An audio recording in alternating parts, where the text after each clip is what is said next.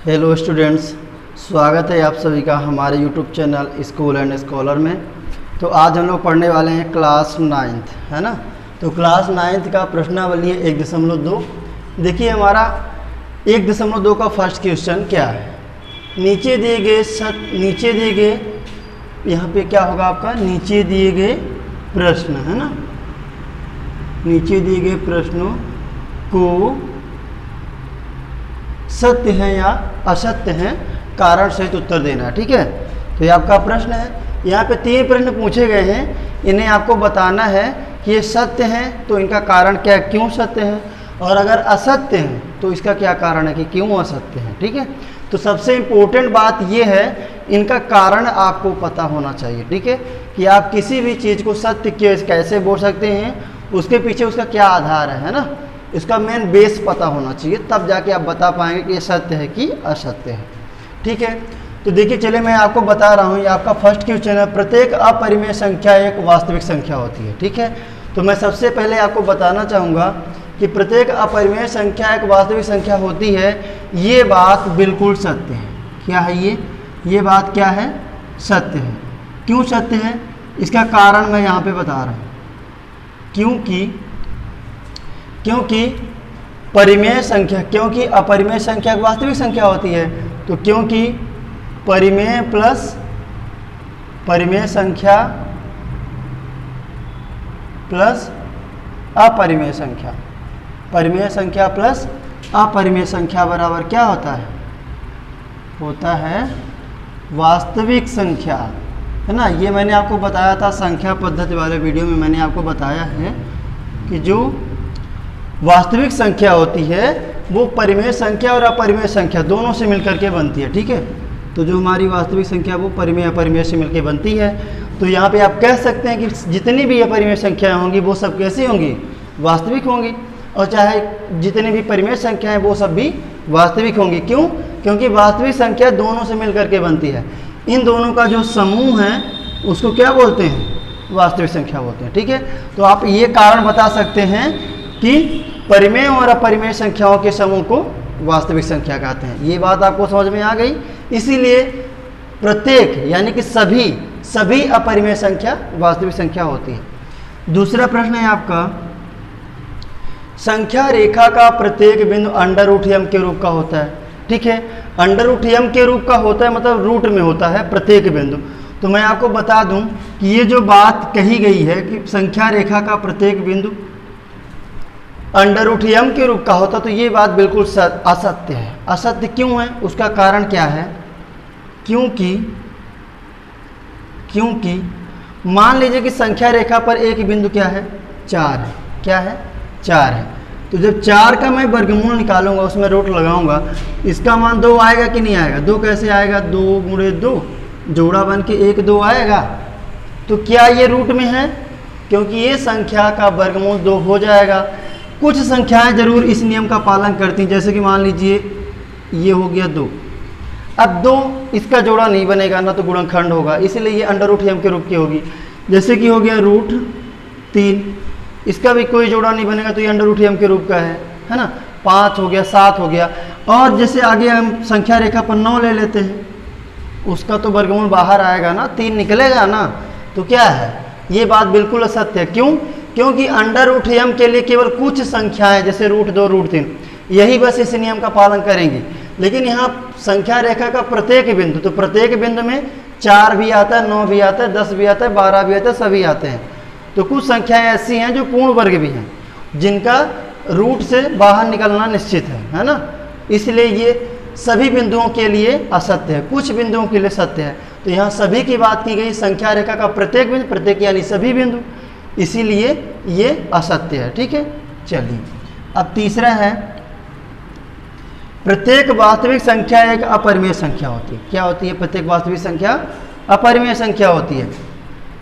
तो जैसा कि मैंने पहले क्वेश्चन में बताया है कि परिमेय संख्या और अपरिमेय संख्या को जब मिला दिया जाता है तब जाके क्या बनती है, वास्तविक संख्या। लेकिन यहाँ क्या बताया जा रहा है, यहाँ उल्टा बोला जा रहा है कि प्रत्येक वास्तविक संख्या यानी कि सभी वास्तविक संख्याएं एक अपरिमेय संख्या होती है। तो ये बताइए कि परिमेय और अपरिमेय जब दोनों को मिलाते हैं, इनका जब समूह बनता है तब जाके वास्तविक संख्या बनती है। तो वास्तविक संख्या पूरी की पूरी किस में से मिलकर बनी है? परिमेय और अपरिमेय से ना। तो यहाँ तो बोला गया है कि वास्तविक संख्या अपरिमेय होती है, तो ये तो गलत बात है। वास्तविक संख्या परिमेय भी होती है और अपरिमेय भी होती है, इसीलिए यहाँ पे ये असत्य है। हम लिखेंगे असत्य है, ये कथन असत्य है। और उसका कारण क्या है? क्योंकि वास्तविक संख्या परिमेय तथा अपरिमेय, वास्तविक संख्या परिमेय तथा अपरिमेय होती है। ठीक है, केवल अपरिमेय संख्या नहीं होती है, परिमेय अपरिमेय दोनों होती है, इसीलिए असत्य है। ठीक है, तो ये आपका कारण हो गया। ठीक है, चलिए अब हम नेक्स्ट क्वेश्चन में चलते हैं। और साथ में जिन लोगों को परिमेय संख्या, अपरिमेय संख्या और वास्तविक संख्या में कोई डाउट है, तो वो इसके जस्ट इसका पिछला वीडियो जो मैंने बनाया था संख्या पद्धति का है ना, आप जब प्लेलिस्ट में जाएंगे है ना, हमारे इस चैनल के प्लेलिस्ट में जाएंगे तो प्लेलिस्ट में आपको वहाँ मिलेगा 9th मैथ, ठीक है, फिर लिखा होगा 10th मैथ। उस प्लेलिस्ट में 9th के मैथ में जब आप जाएंगे, उस पर क्लिक करेंगे तो वहाँ पे आपको वीडियो मिल जाएगा संख्या पद्धति का। तो वहाँ से संख्याओं के बारे में जो जानकारी है आपकी क्लियर हो जाएगी। तो ये जो आपका पार्ट चल रहा है, तो इसमें सबसे ज़्यादा इम्पोर्टेंट है कि आप संख्याओं के बारे में जानकारी जरूर रखें। चलिए अब हमारा नेक्स्ट क्वेश्चन ये है, क्या सभी धनात्मक पूर्णांकों के वर्गमूल अपरिमेय होते हैं? यदि नहीं तो एक ऐसी परिमेय संख्या का उदाहरण दीजिए जो कि एक परिमेय संख्या है। तो देखिए यहाँ पे जो बोला गया, तो जब हम हल करेंगे तो सिंपल सी बात है, यहाँ पे सबको समझ में आ रहा होगा कि सभी धनात्मक पूर्णांकों के वर्गमूल अपरिमेय नहीं होते हैं। अब अपरिमेय शब्द आ गया। अब अपरिमेय संख्या अगर आप नहीं जानते हैं तो इस प्रश्न को आप समझ नहीं पाएंगे। इसीलिए मैं कहूँगा कि सबसे पहले आप संख्याओं को जाने पहचाने क्या होती है ना। तो देखिए धनात्मक पूर्णांकों के वर्गमूल अपरिमेय होते हैं, तो पूछा गया क्या सभी धनात्मक पूर्णांकों के वर्गमूल अपरिमेय होते हैं? तो मैं बोलूँगा नहीं, सभी धनात्मक पूर्णांकों के वर्गमूल अपरिमेय नहीं होते हैं। कुछ धनात्मक पूर्णांक ऐसे हैं जिनका वर्गमूल परिमेय भी होता है। ठीक है, तो यहाँ पे हम लिखेंगे क्या, जहाँ पे है वहाँ पे लिखेंगे नहीं, सभी धनात्मक पूर्णांकों, है ना, धनात्मक पूर्णांकों के वर्गमूल, सभी धनात्मक पूर्णांकों के वर्गमूल अपरिमेय नहीं होते हैं। ठीक है, अपरिमेय नहीं, सभी धनात्मक पूर्णांकों के वर्गमूल अपरिमेय नहीं होते हैं। अब जब अपरिमेय नहीं होते हैं, इसका मतलब है कि कुछ ऐसे भी धनात्मक पूर्णांक हैं जिनका वर्गमूल एक परिमेय संख्या होती है। तो बोला गया यदि नहीं, तो मैंने नहीं बोला। अगर नहीं तो एक ऐसी परिमेय संख्या का उदाहरण दीजिए जो एक परिमेय संख्या है। ठीक है, तो देखिए मैं एक परिमेय संख्या ले लेता हूँ। माना कि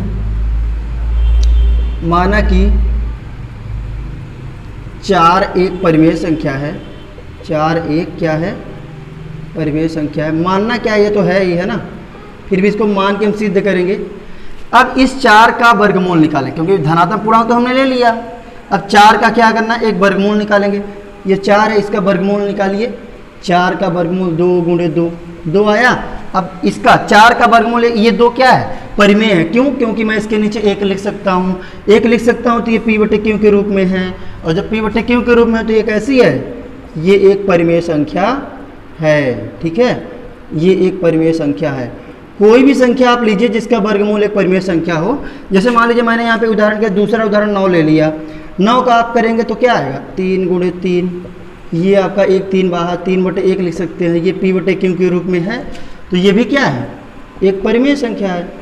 और जब एक परिमेय संख्या है, इसका मतलब क्या है कि सभी धनात्मक पूर्णांकों का वर्गमूल केवल अपरिमेय संख्या नहीं होती है, केवल अपरिमेय नहीं होती है बल्कि परिमेय संख्या भी होती है। ठीक है, चलिए इसको आप लोग नोट डाउन कर लेंगे। और साथ में आप लोग को अगर वीडियो पसंद आ रहा है, वीडियो समझ में आ रहा है, क्वेश्चन आपके लाभ के लिए, कोई फ़ायदे के लिए हैं, समझ बातें आ रही है, तो आप लोगों से एक रिक्वेस्ट है कि हमारे चैनल को भी ज़रूर सब्सक्राइब करिएगा। अगर आप चैनल को सब्सक्राइब करके रखे हैं, चैनल का नाम आपको पता होगा, स्कूल एंड स्कॉलर, ठीक है। ये होता है आपका चैनल।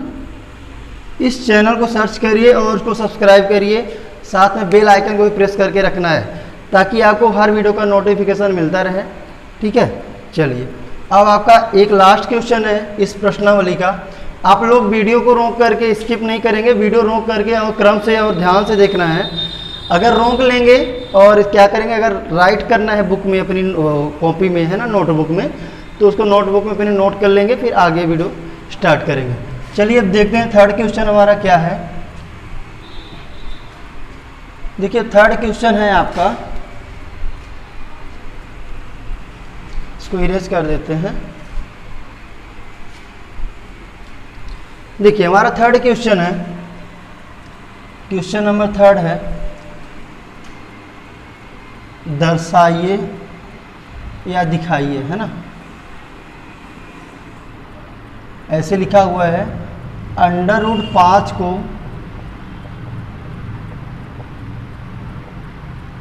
संख्या रेखा पर दर्शाइए। दर्शाइए या फिर क्या कह सकते हैं, निरूपित कीजिए या फिर दिखाइए कि √5 संख्या रेखा पर कैसे निरूपित करते हैं ना। क्वेश्चन आपका किसी भी तरीके का हो सकता है, पर क्वेश्चन वही है ना, लिखा होगा दिखाइए कि √5 को संख्या रेखा पर कैसे निरूपित करते हैं। तो चलिए अब हम इस क्वेश्चन को सॉल्व कर लेते हैं। जब सॉल्व करेंगे तो एक सिंपल सी यहाँ पे हमें क्या करना पड़ेगा, बात माननी पड़ेगी। एक संख्या रेखा बना लेते हैं। चलिए मैंने यहाँ पे संख्या रेखा एक बना लिया, ये आपकी संख्या रेखा हो गई। अब इस संख्या रेखा पर क्या करते हैं, इस संख्या रेखा पर हमने एक पॉइंट लिया O और एक दूसरा पॉइंट लिया A, ठीक है।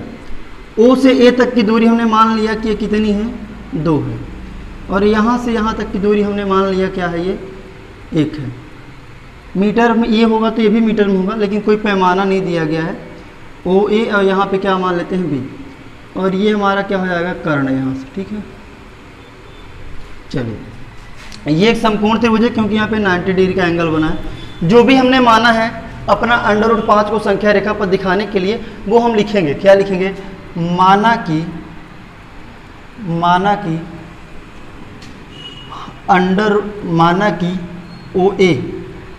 कि OA बराबर 2 तथा और क्या मान लिए हैं, तथा OB बराबर 1 है।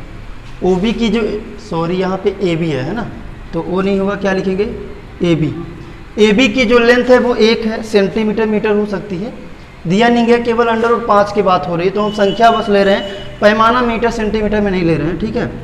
तो ये हो गया।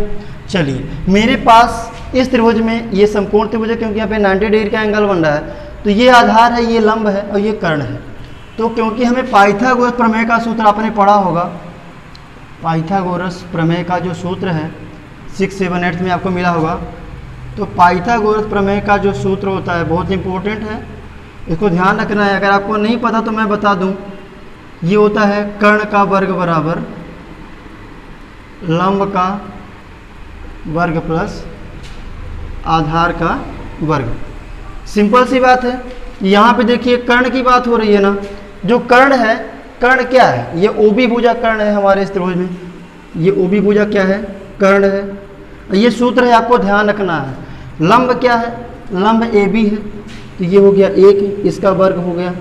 फिर आधार OA है, यहाँ पे एक बार पहले भुजा को लिख दीजिए, AB लंब है ना, तो हम लंब AB को लिख लेंगे, AB का वर्ग। आधार क्या है, OA है, तो ये हो जाएगा 2 का वर्ग, ठीक है। देखिए OB का मान तो नहीं पता है क्योंकि ये कर्ण है, यही तो निकालना है ना। OB का वर्ग बराबर जो AB है इसका मान पता है 1 है, तो हम लिख लेंगे 1 का वर्ग। फिर ये 2 हमने रख दिया था, सॉरी, एक बार भुजा को लिख लीजिए, OA है आपका, यहाँ पे भुजा क्या है, आधार क्या है, OA है। ये कहाँ से मिला, ये, ठीक है। अब इन भुजाओं का मान रखना है। AB का मान जैसा कि 1 दिया गया है और जो OA का मान क्या है वो 2 है, ठीक है। चलिए अब हम इसका वर्ग कर लेंगे। यहाँ पे सिंपल था, यहाँ पे आने वाला है आपका आंसर। देखिए OB का स्क्वायर बराबर 1 का वर्ग तो 1 ही होगा, और 2 का 2 बार गुणा करेंगे, 2 का वर्ग 4 होगा। तो ये देखिए OB का स्क्वायर इक्वल 4 1 5, अब यहाँ से अगर आप स्क्वायर हटाएंगे तो क्या होगा, यहाँ पे रूट लगेगा, ठीक है। और मैं यहाँ पे बता दूँ आपको कि ये स्क्वायर हटाने पे रूट आखिर लगता क्यों है, तो यहाँ पे क्या करना पड़ता है, एक और तरीका है। अगर आप डायरेक्ट नहीं याद कर सकते कि स्क्वायर हटाने पर रूट कैसे आता है, तो मैं यहाँ पे आपको अलग से बता रहा हूँ। ये आपका प्रूव हो गया, ठीक है, ये आपका यहाँ पे प्रूव हो गया, ठीक है।